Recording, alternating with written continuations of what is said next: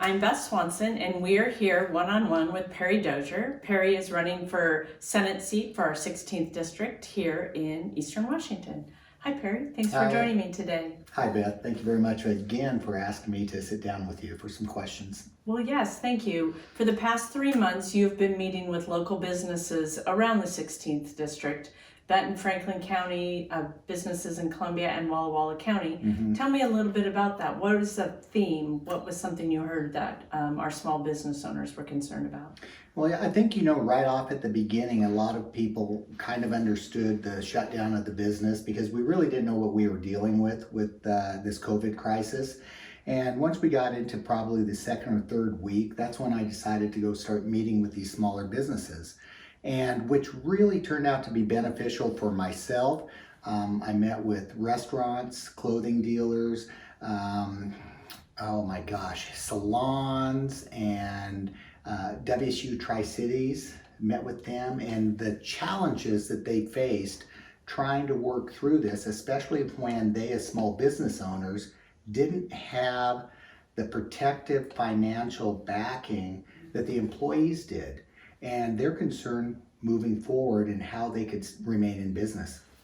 So what would you suggest if you were at the legislative in the state currently? What would you do for small businesses?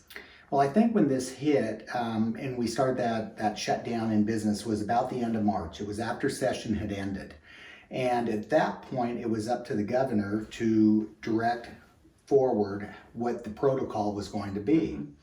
And the hardest thing that I saw that happened to these small businesses was that they started off the beginning of the year, the economy was doing really well. So their businesses were doing well. So you have B&O taxes that are up, you have sales taxes that are increasing and you're going to have to pay. And then right at the end of the first quarter, everything shut off.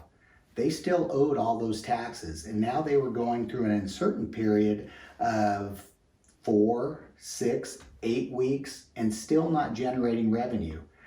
What should have been done, in my opinion, was that the legislature should have been reconvened and they should have addressed those first quarter taxes, possibly forgiving the B&O tax and the sales tax, and then see where this is going to go and let those small companies try to keep cash flow going and not get to the point to where they are today. I've talked to a young lady in her 20s that just started a business as a hairdresser, and of course she doesn't have a savings. So she's in a lot of trouble. Those are good points. As the general public, we don't realize that we are staying home and staying safe, but in April, all our local businesses owed B&O tax and sales tax with no relief whatsoever. It's interesting. So, Perry, this is an interesting time in our economy, and our economy is, because of COVID and the stay-home order, we are slowly all coming out of it, but it's going to be a long time to get our counties, our state, back to where we need to be. Why do we need you in Olympia in 2021? Well, Beth, you're absolutely right about that. We don't have all of our counties right now, even in stage 2.